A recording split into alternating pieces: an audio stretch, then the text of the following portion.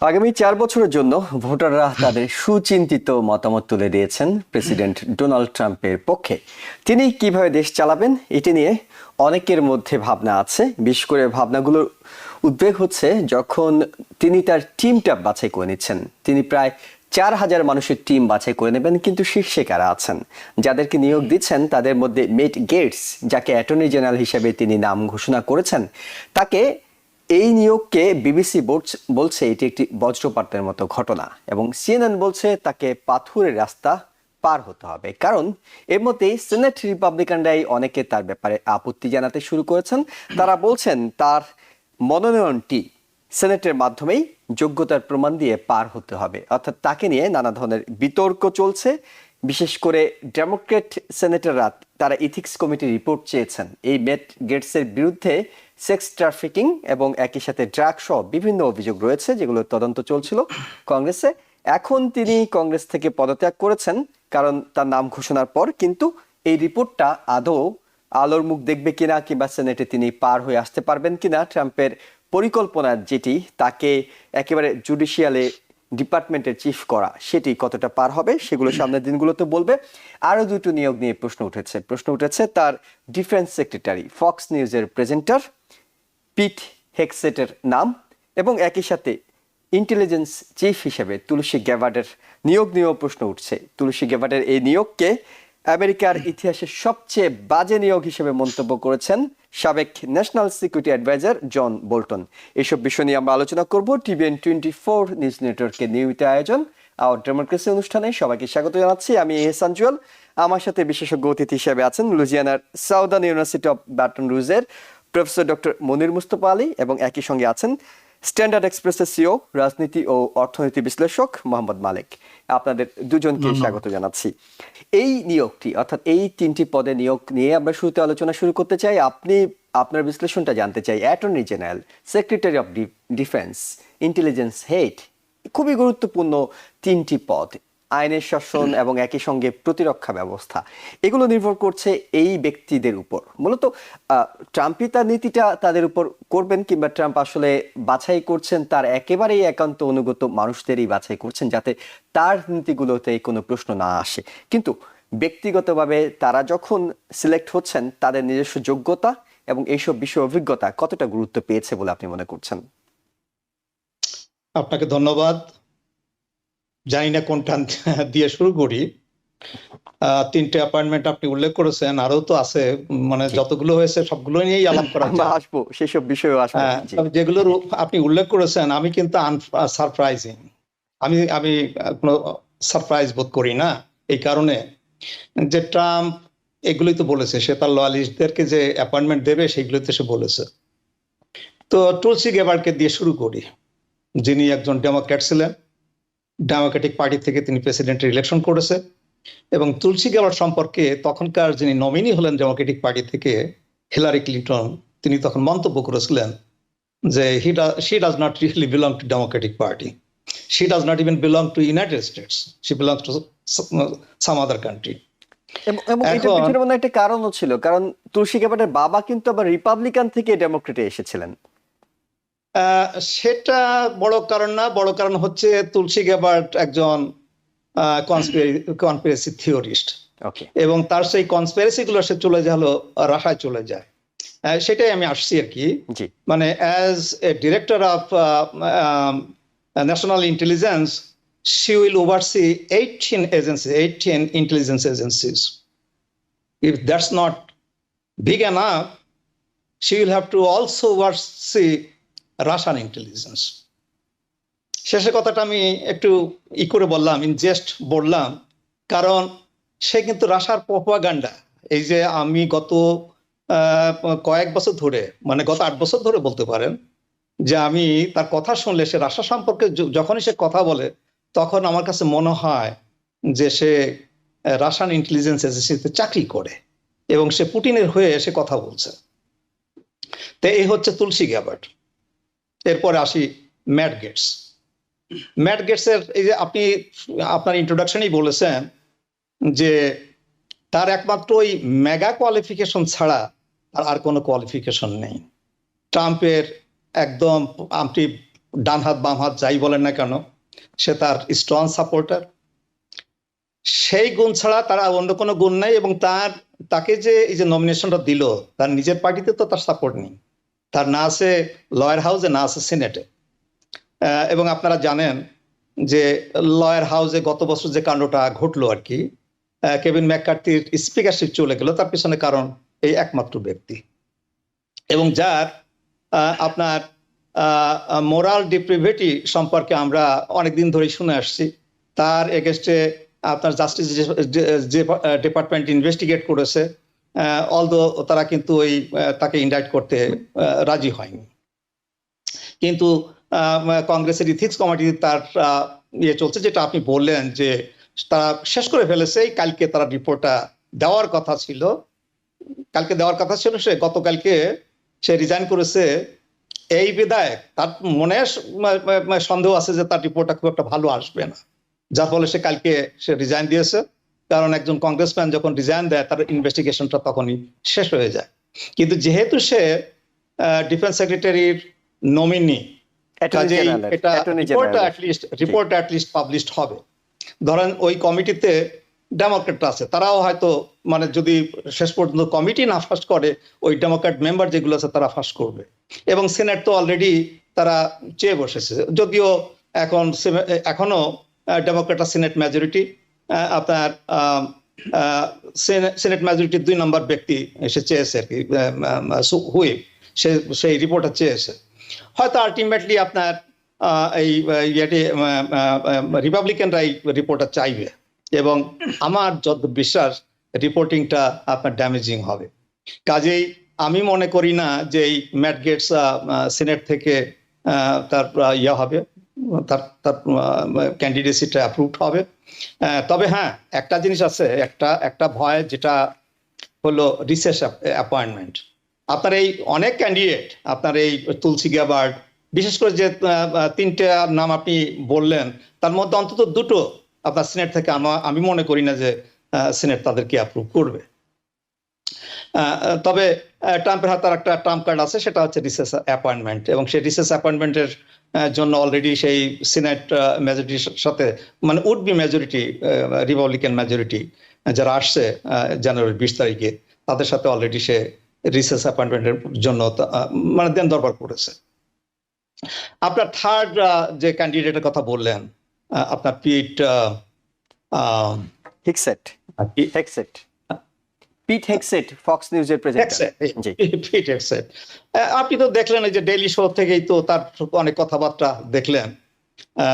মানে তার military background কি আমি জানি না, তার আমার মনে হয় কোনো সাবস্টান্সিয়াল মিলিটারি ব্যাকগ্রাউন্ড নেই। তার যোগ্যতা হচ্ছে সে আপনার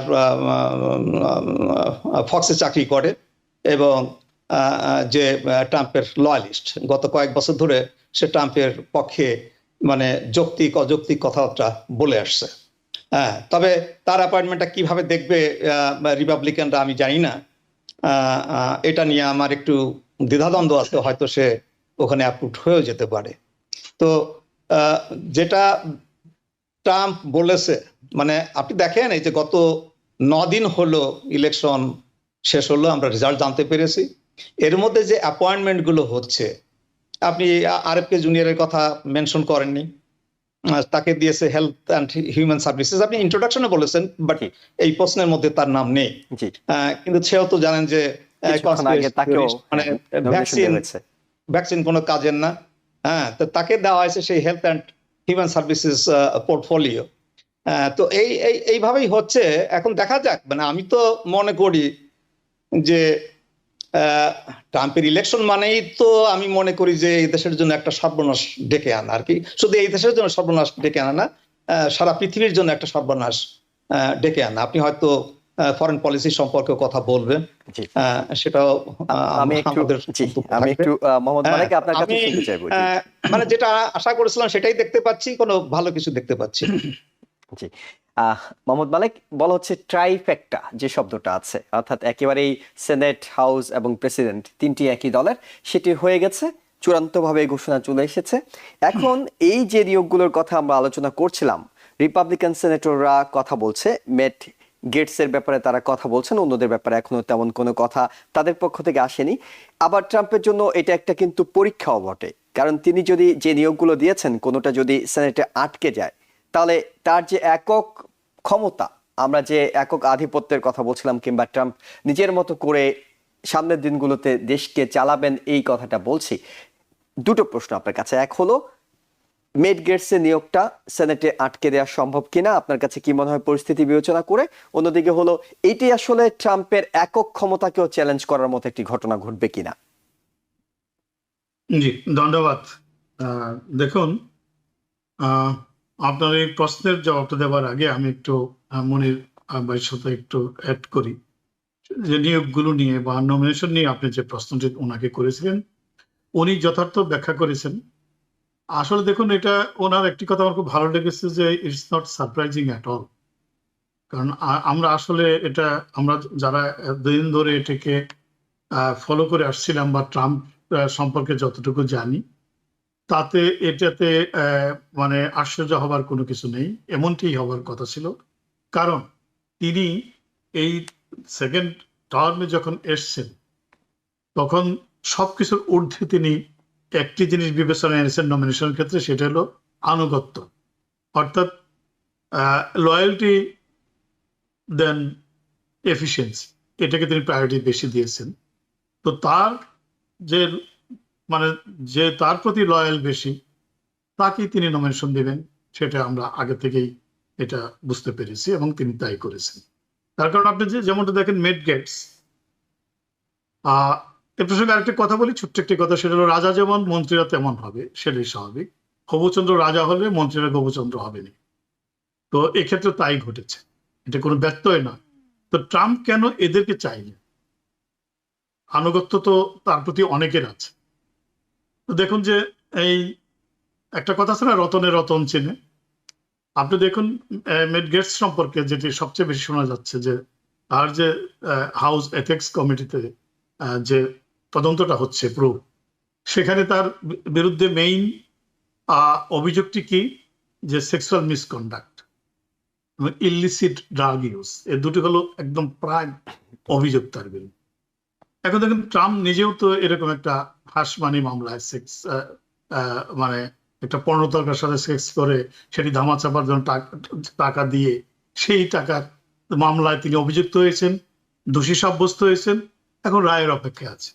কাজে তার কাছে তো ওই সিভিলিয়ার এটাকে অপরাধ মনে হয়নি, কাজে তাকে তিনি বেছে নেবেন, কারণ লয়্যালটি আছে, তার সাথে মিল আছে কিছুটা, তাই না? এরপরে আপনি যেমনটি বলেছিলেন, আপনি তুলসী গাবার্ডের কথা, ট্রাম্প তো সবসময় বলে থাকেন যে মানে পুতিন তার সবচেয়ে বড় বন্ধু, তাই না? পুতিন তার বন্ধু, উত্তর কোরিয়ার কিম জং তার বন্ধু, এরা হলো তার ফ্রেন্ড, ব্যক্তিগতভাবেও বন্ধু। এবং ট্রাম্পের পুতিনের অনেক বিষয় তিনি আপহোল্ড করেন। তো সেই হিসেবে আপনার তুলসী গাবার্ড তো সেই একই ধারার লোক। তিনি কি কত সর্বনাশ একটা কথা বলেছেন, মনির মুস্তফা আলী ভাই খুব চমৎকার করে ব্যাখ্যা করেছেন। তবু আমি একটা লাইন অ্যাড করি, তিনি একবার বলেছেন কি কথাটা, তুলসী গাবার্ড, যে এই আমেরিকার ফান্ডিং এ ইউক্রেনে মানে আপনার বায়োলজিক্যাল ল্যাবরেটরি তৈরি হচ্ছে, যেখানে বায়ো ওয়েপন্স তৈরি হচ্ছে। এটা হলো রাশিয়ান কনস্পিরেসি থিওরি। রাশিয়া কিন্তু এই অভিযোগটা করে আসলে আমেরিকা ফান্ডিং করে ইউক্রেনকে সক্ষম করছে বায়ো ওয়েপন্স তৈরি করার জন্য। পুতিনের সেই একই কথাটাকে অনুসরণ করে তিনি এটাকে আরো স্ট্রেংথেন করেছেন, তিনি এই কথা বলে। তাহলে দেখুন যে পুতিন যেহেতু ট্রাম্পের বন্ধু, কাজেই রাশিয়া সম্পর্কে যিনি খুব ভালো ধারণা করবেন, তাকেই তো ইন্টেলিজেন্সের হেড ডিরেক্টর করবেন, সেটাই স্বাভাবিক। আবার এগুলো নিয়ে আর যাচ্ছে না। এবার আমি যেমনটি বলছিলাম, রাজা যেমন হবেন মন্ত্রী তেমনই হবেন, কাজে আশ্চর্যিত হওয়ার কিছু নেই। এখন হলো যে এটার অনুমোদন পাবে কিনা। মেডজেস সম্পর্কে আমি যেটা বলতে পারি, যে এক কথা যদি বলি, যে তার অ্যাপ্রুভাল পাওয়াটা খুব কঠিন নাও হতে পারে, কারণ ইতিমধ্যেই কিন্তু রিপাবলিকান সিনেটরদের মধ্যেই কিন্তু সমালোচনা শুরু হয়ে গেছে। আমরা যেটা দেখছি, মানে দুজন তো ভেরি ভোকাল এই ব্যাপারে। একজন হলো আপনার আইডাহোর সিনেটর সিমসন, কংগ্রেসম্যান, আরেকজন হলো লিসা মিলওয়াস্কি। তারা কিন্তু স্পষ্ট বলেছেন তিনি এটাতে তারা সমর্থন করবেন না। তো দেখেন এই সম্পর্কে বিভিন্ন সমালোচক বিভিন্ন কথা বলছেন মেরিসের সম্পর্কে, যে খুব চমৎকারভাবে বলেছেন যে তার মতো ধ্বংসাত্মক লোক অ্যাটর্নি জেনারেল নমিনেশন পেলে দেশের বিচার ব্যবস্থা বা জাস্টিস ডিপার্টমেন্ট চরমভাবে মানে একটা মানে অধপতন ঘটবে জাস্টিস ডিপার্টমেন্টের। কিন্তু এটাতেও আমি খুব একটা আশ্চর্যিত হইনি এই কারণেই যে দেখুন, ট্রাম্প কিন্তু গত 4 বছর ধরে বলে আসছে, যখন তার বিরুদ্ধে বিভিন্ন মামলাগুলো হচ্ছে, দুটি ডিপার্টমেন্ট সম্পর্কে তিনি খুব সুস্পষ্ট করে বলে আসছিলেন। একটা ডিপার্টমেন্ট হলো ডিওজে, ডিপার্টমেন্ট অফ জাস্টিস, বলেছে এটাকে ওয়েপনাইজড করা হয়েছে, বাইডেন প্রশাসন ওয়েপনাইজড করেছে, পলিটিসাইজ করেছে, just for political prosecution of ট্রাম্পকে রাজনৈতিক মামলায় হয়রানি করার জন্য ওয়েপনাইজড করা হয়েছে। এফবিআই সম্পর্কে যখন মারা লাগতো যে এফবিআই রেড করে ডকুমেন্টস গুলো নিয়ে আসলো, তখন তিনি বলেছেন এফবিআই তুলে দিতে হবে, এফবিআই থাকার দরকার নেই, তাই না? তাহলে দেখুন, তো এখন উনি তো তার এজেন্ডাটা কি এখন, যে জাস্টিস ডিপার্টমেন্টকে উনি এখন ওয়েপনাইজড করবেন, পরে তার বিরুদ্ধে যে সমস্ত কাজ করেছে জাস্টিস ডিপার্টমেন্টের মাধ্যমে সেগুলোর প্রতিশোধ, রিভেঞ্জ নেবেন। তিনি কিন্তু বলেছেন এই কথাটা যে আই উইল টেক রিভেঞ্জ। তো সেই রিভেঞ্জ নেওয়ার জন্যই তার সবচেয়ে অনুগত লোকটি লাগবে, জাস্টিস ডিপার্টমেন্টকে যে ওয়েপনাইজ করা ইজি হবে। এখন তিনি যদি তার প্রথম টার্মে আপনি জেফ সেশন কিংবা বিল বারের মতো লোককে দিয়েছিলেন অ্যাটর্নি জেনারেল, তাদের মতো লোক অ্যাটর্নি জেনারেল হলে তো এটি করবেন না, তার কথা শুনবেন না। আর যে তার কথা যিনি শুনবেন তাকেই তিনি অ্যাটর্নি জেনারেল হিসেবে অর্থাৎ তার এজেন্ডা গুলো বাস্তবায়ন করার জন্য এমন একটা লোক দরকার যিনি একেবারে নিঃস্বার্থভাবে সেগুলো পালন করবেন, সেজন্য হয়তো তিনি বেছে নিয়েছেন। আমি এখন দেখেন নমিনেশন পাওয়াটা কঠিন হবে, তার কারণ এই লোকটি কিন্তু হাউসে কেভিন ম্যাকার্থির স্পিকার নমিনেশনের সময় কিন্তু গন্ডগোল করে, তার নেতৃত্বেই যত হয়েছে 10-12 বার মানে ভোট হয়ে তারপর করেছে, এবং পরবর্তীতে তাকে স্পিকার পদ ছেড়েও দিতে হয়েছে কিন্তু এই একটি লোকের কারণে। কাজে এরকম একটি লোকের তার কিন্তু নিজের ঘরেই শত্রুর অভাব নেই তার, অর্থাৎ রিপাবলিকান পার্টির মধ্যেই শত্রুর অভাব নেই। সেই জন্য আমার মনে হয় না তার নমিনেশনটা এত অ্যাপ্রুভালটা এত ইজি হবে, একটু কঠিন হতে পারে। এটার ফলাফলটা একটু আপনার কাছে জানতে চাচ্ছিলাম, অর্থাৎ ট্রাম্পের সিদ্ধান্তকে চ্যালেঞ্জ করা হচ্ছে, যদি করা হয় শেষ পর্যন্ত, তাহলে আমরা যে ধরে নিচ্ছিলাম যে ট্রাম্প আসলে যা ইচ্ছা তাই করবেন, শেষ পর্যন্ত কি এরকম একটা বার্তা শুরুতেই ট্রাম্প পেয়ে যাবেন যে তিনি যা ইচ্ছা তাই করতে চাইলে পারবেন না? না, আপনি যেমনটি বললেন যে এটা হলো যে ট্রাইফেক্টার কথা যেটি বললেন আপনি শুরুতেই, তার মানে হলো যে প্রেসিডেন্সি, হাউস, কংগ্রেস, মানে হাউস এবং সিনেট দুটোই যদি একজনের হয়ে যায়, এবার তাই হয়েছে। এখন দেখুন, চাইলেই কিন্তু তা করতে পারবেন আমার তা মনে হয় না। তার কারণটি হলো দেখুন, যে আপনি যদি তার প্রথম টার্মের কথা বলেন, প্রথম টার্মে কিন্তু তিনি খুব একটা এরকম 2 বছর কিন্তু তার 3টি ট্রাইফেক্টার ছিল, কিন্তু তিনি একমাত্র ওই যে ট্যাক্স কাট, যেটা কর্পোরেটের জন্য ট্যাক্স কাট, এটি ছাড়া বাকি তেমন কিছু করতে পারেননি কিন্তু ওই 2 বছরে। ইভেন অ্যাফোর্ডেবল কেয়ার অ্যাক্ট বাতিল করার জন্য তিনি অনেক চেষ্টা করেছেন, কিন্তু তিনি শেষ পর্যন্ত করতে পারেননি।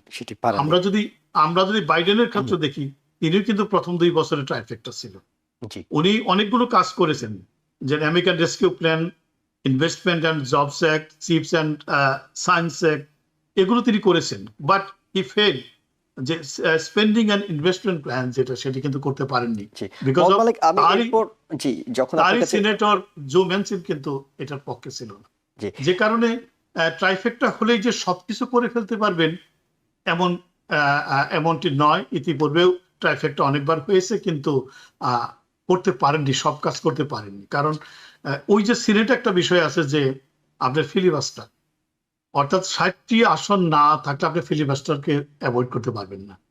তো 60টি সিনেট সিট তো নাই রিপাবলিকান, সেই জন্য ফিলিবাস্টার প্রক্রিয়ার মাধ্যমে অনেক জিনিস আটকে যেতে পারে। আর সময় তো 2 বছর, বাই দিস টাইম জনগণ মিড টার্মে কি ঘটবে, নোবডি নোজ দ্যাট।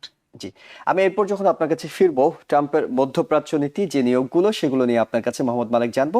প্রফেসর মুনির মুস্তফা আলী, আপনার কাছে যেটি জানতে চাই অন্য দুটি নিয়োগ, ইলন মাস্ক এবং বিবেক রামাস্বামী, তাদেরকে গভর্নমেন্ট এফিসিয়েন্সি ডিপার্টমেন্টে নিয়োগ দেওয়া হয়েছে, অর্থাৎ তাদেরকে বলা হয়েছে, তাদের নাম ঘোষণা করা হয়েছে। এর মধ্যে ইলন মাস্ক বলছেন যে তিনি ফেডারেল খরচ $2 ট্রিলিয়ন কমানোর মতো ব্যবস্থা করতে পারবেন, এমন কিছু পরিকল্পনা তিনি দিতে পারবেন। তার অনেক গোস্বা আছে ডিপার্টমেন্ট অফ এডুকেশন নিয়ে। অন্যদিকে বিবেক রামাস্বামী বলছিলেন যে এফবিআইতে 15,000 মানুষ অতিরিক্ত কাজ করে কিংবা তাদেরকে রিলোকেটেড করার কথা তিনি বলছেন। কিন্তু তারা দুজনেই কিন্তু খরচ কমানোর কথা বললেও তারা গভর্নমেন্টের কোনো পজিশনে নেই। এই বার্ষিক যে খরচটি অর্থাৎ বাজেটটি, সেটি তো আসলে হোয়াইট হাউসে যেটি নির্ধারণ করবে সেটি কংগ্রেসে পাশ হয়ে আসতে হবে। কিন্তু তাদের এই দুজনের ভূমিকা কতটা আসলে কার্যকরী হবে শেষ পর্যন্ত? এই অ্যাপয়েন্টমেন্টটা আমার কাছে অতটা খারাপ মনে হয়নি, কারণ আপনার ফেডারেল গভর্নমেন্টের যে এক্সপেন্সেস, যে বাজেটে কিন্তু অনেক এক্সেস আছে। হ্যাঁ, এটা এটা করা দরকার। আপনি হয়তো সোশ্যাল সিকিউরিটির কথা পরে বলবেন। দেখেন, আপনার সোশ্যাল সিকিউরিটি খুব তাড়াতাড়ি ইনসলভেন্ট হয়ে যাবে, কিন্তু সোশ্যাল সিকিউরিটিতেও কিন্তু আপনার এখানে কিছু কিছু ব্যাপার আছে, কিছু কিছু জিনিস আছে যেগুলো আসলে এগুলো বলবো আমি এক্সেসিভ বলবো, অথবা আমি থেফট বলবো। হ্যাঁ, কারণ দেখবেন যে কিছু কিছু বেনিফিটস আছে সোশ্যাল সিকিউরিটিতে। যেমন ধরেন, একটা প্রোগ্রাম আছে যেটাকে SSI বলা হয়, সোশ্যাল সাপ্লিমেন্টাল ইনকাম। এখানে কিন্তু সাংঘাতিকভাবে অ্যাবিউজ আছে। আপনার একটা এথনিক গ্রুপের আপনার অনেক আছে, একটা ফ্যামিলিতে হয়তো প্রায় আপনার 80%, 90% লোক এই SSI পায়। হ্যাঁ, সেগুলো পাওয়ার মানে ফিন্দি ফিকির তার খুব শিখে ফেলেছে, এবং যার ফলে এগুলো হয়। তো এ সমস্ত জিনিস হয়তো তারা, আপনি যেমন বলেছেন যে এটা তো কোনো একটা গভর্নমেন্ট এজেন্সি না বা গভর্নমেন্ট ডিপার্টমেন্ট না। হ্যাঁ, এবং গভর্নমেন্ট ডিপার্টমেন্ট না হওয়াতে একটা জিনিস হয়েছে যে তাদের তো they don't have to go through Senate confirmation hearing. তো এখানে যদি তারা করতে পারে, এই যে এক্সেস গুলো আছে, হ্যাঁ, অনেক সময় এগুলোকে আপনার ওই যে বলা হয় আর কি, মানে এটাকে ভুড়ি বলা হয়, এটাকে অনেক কিছু বলা হয়। অনেক সিনেটররা, কংগ্রেসম্যানরা তাদের এলাকায় কিছু কিছু জিনিস নেওয়ার চেষ্টা করে যেগুলো অপ্রয়োজনীয়। হ্যাঁ, কাজেই এটা যদি করতে পারে খুব ভালো, এবং এটা করার জন্য যে দুজনকে দেওয়া হয়েছে আমার মনে হয় তারা এফিশিয়েন্ট, এবং তাদের সুপারিশগুলো হয়তো গুরুত্বের সাথে দেখার সুযোগ তৈরি হবে। তারা এই দিক দিয়ে তারা এফিশিয়েন্ট। এবং যতগুলো অ্যাপয়েন্টমেন্ট হয়েছে, আমি কিন্তু এই দুটো অ্যাপয়েন্টমেন্ট একেবারে খারাপ মনে করিনি। হ্যাঁ, শুধুমাত্র যেটা আমি আগে বলছিলাম যে এলন মাস্কের যে আপনার তার তো গ্রিন এনার্জি, তার যে ব্যবসাটাই তো গ্রিন এনার্জি, মানে ইলেকট্রিফিকেশন অফ অটোমোবিলস। হ্যাঁ, সেটা তো আবার ট্রাম্পের তো মত তার এগেনস্টে। আমি জানি এটা কিভাবে রিকনসাইল করবে তারা, সেটা দেখার ব্যাপার। হয়তো ট্রাম্প যেগুলো বলেছে তার সবগুলোই হয়তো করবে না, এনভায়রনমেন্টাল ম্যাটারে হয়তো সে কিছু মতামত চেঞ্জ করবে। কিন্তু আপনি যেটা বললেন যে এই দুটো অ্যাপয়েন্টমেন্ট, আমার মনে হয় না অতটা খারাপ হয়েছে। জি, অনেক ধন্যবাদ আপনাকে। আমরা একটু মোহাম্মদ মালিক, আপনার কাছে যেটি বলছিলাম যে মাইক হাকাবিকে তিনি ইসরায়েলের রাষ্ট্রদূত হিসেবে নিয়োগ দিয়েছেন। এই নিয়োগটার পরে কিন্তু দেখা গেল ইসরায়েলরা বেশ উচ্ছ্বসিত। তাদের ফিনান্স মিনিস্টার বলছেন যে তাদের সবচেয়ে ধারাবাহিক এবং বিশ্বস্ত বন্ধুকে তারা পেয়েছেন।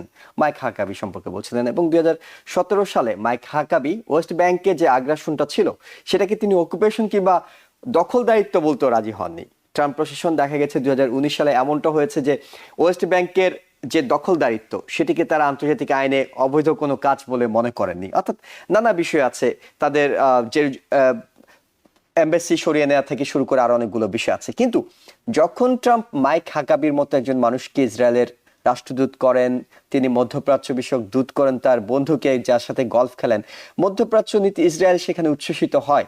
সামনের দিনগুলোতে আসলে মধ্যপ্রাচ্যের জন্য কি অপেক্ষা করছে বলে আপনার ধারণা?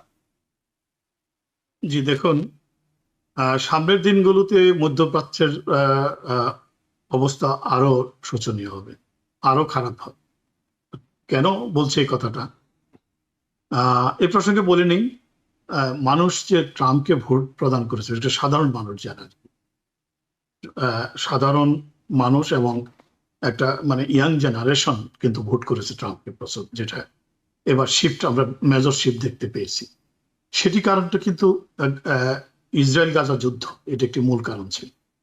ট্রাম্প কিন্তু বলেছিলেন যে যুদ্ধ তিনি বন্ধ করে দেবেন, এবং এই যুদ্ধ বন্ধের জন্যই ট্রাম্প যুদ্ধ বন্ধ করে দেবেন এটিতে বিশ্বাস করে এই গ্রুপটি, যে সাধারণ মানুষ, মুসলমান, বিভিন্ন দেশ থেকে আসে, দেশে যারা মুসলমান ভোটার আছে এবং ইয়াং জেনারেশন আছে, যারা কলাম্বিয়া ইউনিভার্সিটিতে আন্দোলন করেছিল, আপনাদের সবার মনে আছে আর কি, ক্যাম্পাস ভিত্তিক আন্দোলন, তারা কিন্তু এটিকে স্বাগত জানিয়েছে এবং ভোট প্রদান করেছে।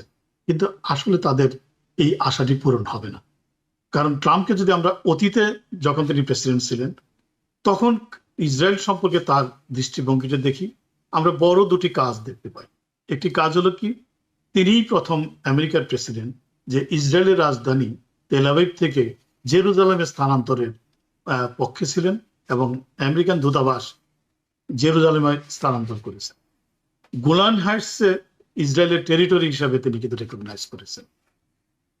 তো এরকম একটা অবস্থায় তিনি কিন্তু, তারপরে এই যে যখন তিনি প্রেসিডেন্ট ছিলেন না, তখন কিন্তু আমরা বিভিন্ন সময় তার যে ভূমিকা দেখেছি। এই যে মোস্ট রিসেন্টলি যে নেতানিয়াহু সফর করে গেলেন আমেরিকাতে এবং কংগ্রেসের জয়েন্ট সেশনে তাকে যে সম্বর্ধনা দেওয়া হলো, সেখানে কিন্তু মানে কথা অনুযায়ী সেই জয়েন্ট সেশনে সভাপতিত্ব করার কথা ছিল ভাইস প্রেসিডেন্ট কামালা হ্যারিসের, কিন্তু তিনি কিন্তু সেটি করেন নাই, প্রথা ভেঙে তিনি করেন নাই। কিন্তু ট্রাম্প কিন্তু নেতানিয়াহু সেই মার-আ-লাগোতে যে ট্রাম্পের সাথে দেখা করেছেন, ট্রাম্প তার অকুণ্ঠ সমর্থন ঘোষণা করছেন তখন নেতানিয়াহুর প্রতি। এখন উনি এসে যে কাজটি করবেন সেটি হলো যে ওয়েস্ট ব্যাংক যেটি আছে, সেই ওয়েস্ট ব্যাংকটা এটা অ্যানেক্স করে নেবেন ইসরায়েলের সাথে। এই কাজটি বাকি আছে, এই কাজটি তিনি করবেন। তাহলে গাজা তো প্রায় ধ্বংসই হয়ে গেছে বলা চলে, তাই না?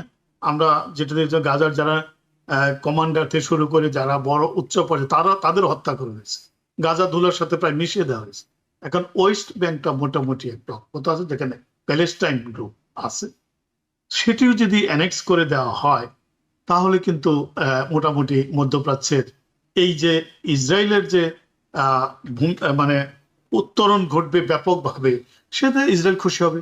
এবং সে যে আপনি বললেন যে ইসরায়েল অভিনন্দন জানিয়েছে মাইক হাকাবির এই নমিনেশনটাকে বা তাকে রাষ্ট্রদূত করতে। এখন মাইক হাকাবি কে? মাইক হাকাবি একটা চমৎকার কথা বলেন সবসময়, there is no such thing as an occupation, মানে অধিগ্রহণের চাইতে বড় ভালো কাজ আর হয় না, এবং এটা আন্তর্জাতিক রীতিনীতিরও পরিপন্থী নয়। তো এরকম একটি মনোভাব যিনি ধারণ করেন, তার মানে ট্রাম্পের যে ইসরায়েল মধ্যপ্রাচ্য সম্পর্কে যে তার যে নীতি, সেই নীতিটার এর চাইতে বড় সমর্থক তার হয় না। এরকম একটা লোককে তিনি যখন ইসরায়েলের রাষ্ট্রদূত নিয়োগ করেন, তার মানে তার মিশনটা এক্সিকিউট করাটা অনেক ইজি, সেই জন্য তিনি এটি করেছেন। কাজে আমি মধ্যপ্রাচ্যে আশাজনক কিছু দেখিনি, বরং আরো খারাপ কিছু হতে পারে। আর যেটি আমেরিকার, যেটা সবসময় আমেরিকার যে পররাষ্ট্র নীতিতে সবসময় বলে থাকে টু স্টেট সলিউশন, আদৌ সে এটা হয়নি, ডিলেইং প্রসেস। তার মানে হলো এটি না হওয়ার জন্যই ডিলে করা হচ্ছে, এবং এটির এই নীতিটারও কি ঘটবে সে ব্যাপারেও আমাদের আশা। জি, অনেক ধন্যবাদ আপনাদের দুজনকে। আমরা ছোট্ট একটা বিরতিতে যাচ্ছি, বিরতির পর ফিরে আমরা আবারও এইসব বিষয়ে আলোচনা চালিয়ে যাব। দর্শক আমাদের সঙ্গে থাকুন। আবারও স্বাগত। আওয়ার ডেমোক্রেসি অনুষ্ঠানে অতিথি হিসেবে যুক্ত আছেন লুজিয়ানার সাউদার্ন ইউনিভার্সিটি অফ ব্যাটন রুজের প্রফেসর ডক্টর মনির মুস্তফা আলী এবং স্ট্যান্ডার্ড এক্সপ্রেসের সিও রাজনীতি অর্থনৈতিক বিশ্লেষক মোহাম্মদ মালেক। আপনাদের দুজনকে আবারও স্বাগত। প্রফেসর মনির মুস্তফা আলী, একেবারেই মানুষের জীবনের সঙ্গে জড়িত দুটি প্রসঙ্গ নিয়ে কথা বলতে চাই। রাজনীতির বাইরে গিয়েও এই বিষয়টি অনেকের কাছে গুরুত্ব পাচ্ছে। ট্রাম্পকে ভোট দেওয়ার পিছনে অনেকে ভেবেছিলেন অর্থনীতির উন্নতি ঘটবে। অর্থনীতির উন্নতি বলতে তারা একেবারে নিজেদের জীবনের সাথে যুক্ত করে নিয়েছেন খাবারের দাম। প্রতিদিনকার খাবারের দাম কমে আসবে বলে আশাবাদী ছিলেন তারা। এবং নির্বাচনের আগে অ্যাসোসিয়েট প্রেস, এপি, তারা একটি জরিপ করেছিল 120,000 মানুষের উপরে। সেইখানে প্রতি 10 জনের 7 জন মানুষই বলছিল খাবারের দাম বেড়ে যাওয়া নিয়ে তারা উদ্বিগ্ন। কিন্তু অর্থনীতিবিদরা যে অ্যানালাইসিসটি করছেন তারা বলছেন দুটো কারণে। বিশেষ করে একদিকে যেমন খাদ্যপণ্যের উপরে ট্যারিফ আরোপ করা একটা বিষয় আছে, আমদানি করা খাদ্যপণ্যের উপরে। অন্যদিকে আনডকুমেন্টেড ওয়ার্কার্স যারা, তাদেরকে যদি ডেপুটেশন করা হয় তাহলে আদৌ কি এই খাবারের দাম কমানো সম্ভব হবে কিনা, আপনার কাছে কি মনে হয়? আপনি শুধু উল্লেখ করেছেন খাবারের দাম কমানো সম্ভব কিনা, আরো অনেক কিছুর দাম কমানো সম্ভব না, আমি সেদিকে আসছি। আপনি যে দুটো জিনিস উল্লেখ করেছেন সেটা যদি সে করে, আপনার ট্যারিফ আপনার 20% থেকে 60% পর্যন্ত, কখনো কখনো সে বলেছে 100% পর্যন্ত।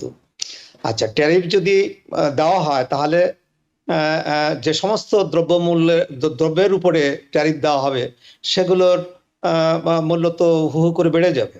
দেয়ার is no doubt about that.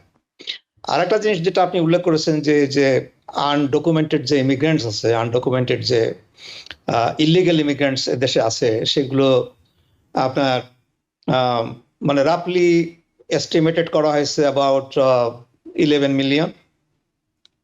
তো 11 মিলিয়নের কথা আমি বাদই দিলাম, আপনি যদি আপনার এখান থেকে যদি 2 মিলিয়ন 3 মিলিয়নও যদি ডিপোর্ট করা হয়, তাহলে দেখা যাবে যে অনেক কিছু দাম, এই যে খাদ্যের কথা বলছেন, খাদ্যের দাম, আপনারা এই যে আনডকুমেন্টেড যে ইমিগ্রেন্টস, এরা কিন্তু দুটো সেক্টরে কাজ করে। একটা হচ্ছে এই যে ফ্রুটস এর ইসে আর কি, মানে আপনার এগ্রিকালচারে তারা কাজ করে, এগ্রিকালচারে, আর তারা কাজ করে হলো আপনার ইসে হোম বিল্ডিং এ, রিয়েল এস্টেটে তারা কাজ করে। এবং এই দুটো জিনিসের দাম খুব বেড়ে যাবে। আমি ইদানিং একটা বাড়ি করেছি, মানে আমার বাড়িটা এই মাসেই শেষ হয়ে যাবে, কমপ্লিট হয়ে যাবে। তো আমি মনে মনে ভাবছি যে আমি বাড়িটা বোধহয় সময় মতোই করলাম। জি, আপনি অনেক লাকি, আপনাকে নিঃসন্দেহে লাকি বলা যেতে পারে। আমার বাড়িটা করতে প্রায় বছর খানেক লাগলো। আমি দেখলাম যে এর বেশিরভাগ ওয়ার্কার, আমার একটা আমেরিকান আর্কিটেক্ট এবং বিল্ডার আছে, কিন্তু আমি যখন কাজটা দেখতে যাই তখন আমি দেখি যে ওয়ার্কার কিন্তু সবই আপনার হিসপ্যানিক।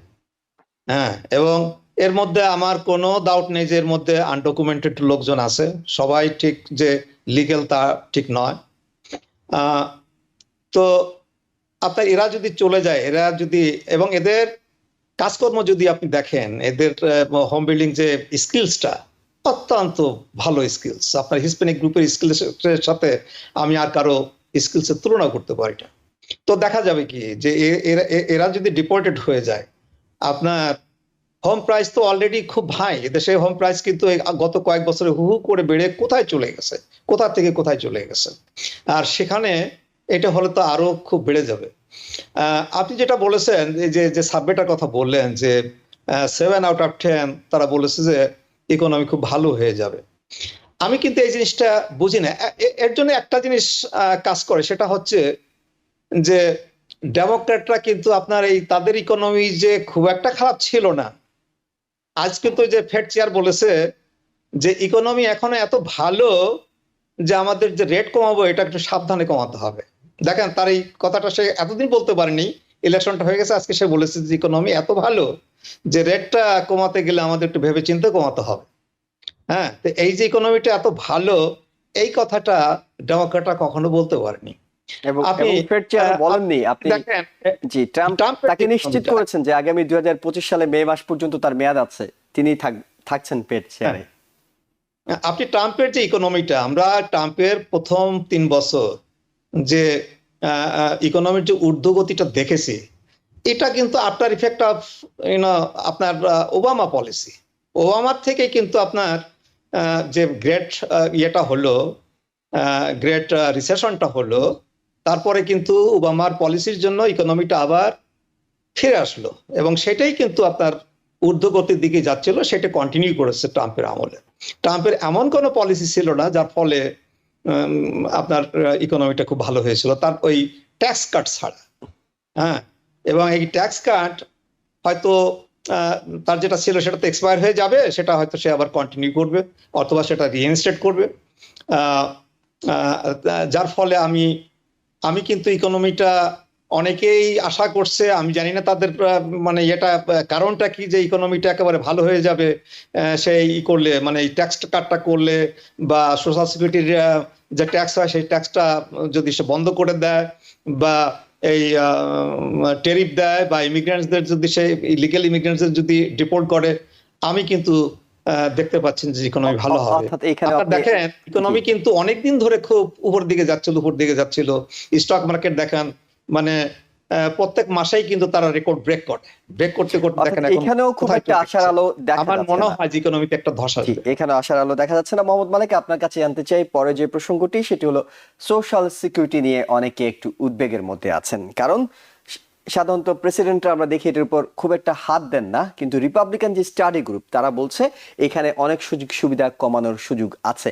এবং মার্চ মাসে সিএনবিসি কে ট্রাম্প একটি ইন্টারভিউ দিয়েছিলেন, যেখানে তিনি বলে ফেলেছিলেন মুখ ফসকে যে সোশ্যাল সিকিউরিটি এবং মেডিকেয়ারে কমানো যেতে পারে। পরবর্তীতে যদিও তার ক্যাম্পেইন থেকে বলা হয়েছিল যে তিনি আসলে অপচয় কমানোর কথা বলছেন। এই সোশ্যাল সিকিউরিটিতে কোনো রকম নেগেটিভ কিংবা নেতিবাচক কিছু ঘটতে পারে বলে আপনি আশঙ্কা করছেন কিনা? জি, দেখুন, সোশ্যাল সিকিউরিটি সম্পর্কে কিন্তু মুনির ভাই তার মানে প্রথম বলেছেন যে জি। আলোচনা করেছেন সেখানে বলেছেন এবং যথার্থ বলেছেন। দেখুন, অ্যাকচুয়ালি সোশ্যাল সিকিউরিটি কি, আমরা যদি খুব মোটা দাগে দেখি, তাহলে আমরা যে সোশ্যাল সিকিউরিটি ট্যাক্সটা দিচ্ছি সেটি পরবর্তীতে রিটায়ারমেন্ট ডিক্লেয়ার করার পর আমি সেখান থেকে ফেরত পাচ্ছি। এটা হলো বেসিক জিনিস। এখন এখানে মনির মোস্তফা আলী যে কথাটি বলেছিলেন যে এখানে অনেকগুলো অনিয়ম হয়তো আছে, যারা বিভিন্ন রকম মিথ্যা তথ্য দিয়ে বা নানাভাবে, যেমন এসএসআই কথা তিনি বলেছেন, এরকম কিছু সিস্টেম লস থাকতে পারে, কিন্তু সিস্টেম লস সেটাতে একটা বড় রকম অঙ্ক আসবে তা না। কিন্তু তবে যেটি চিন্তার বিষয় আমি মনে করি যে সেটি হলো যে সোশ্যাল সিকিউরিটি কিন্তু ড্রাই আপ হয়ে যাচ্ছে, যেটা বলা হচ্ছে যে 2035 সালের মধ্যে ফান্ড কিন্তু শর্টেজ হয়ে যাবে, অর্থাৎ ড্রাই আপ হয়ে যাবে। এখন এটা রিভার্সমেন্ট করার জন্য কি করতে হবে? দুইটি জিনিস আছে এখানে।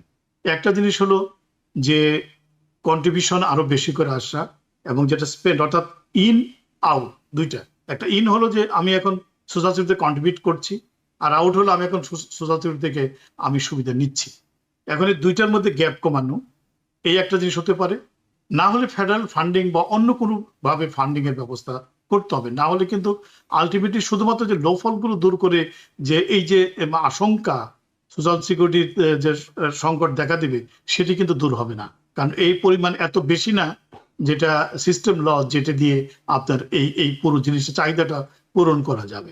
তবে যেটি বলছেন যে মোস্তফা আলী যে প্রথমে বলছেন যে ফেডারেল মানে স্পেন্ডিং কার্টের যে বিষয়টি বলছেন, সেখান থেকে কোনো ফান্ড আনা যাবে কিনা, কিন্তু আমি মনে করি যে $2 ট্রিলিয়ন প্রতি বছর ফেডারেল স্পেন্ডিং কমানো, এটা একটা মানে অতি উচ্চবিলাসী একটা পরিকল্পনা, টার্গেট, এটাও সম্ভব না। জি, তবে আপনাদের- আমি যেটা মনে করি যে সোশ্যাল সিকিউরিটি কিন্তু একটা অঙ্গীকার আমেরিকার, সেই অঙ্গীকারটা রক্ষা করার জন্য ফেডারেল পর্যায় থেকে যথেষ্ট পদক্ষেপ নেওয়া হবে, ড্রাই আপ হবে না বলে আমি আশা করি।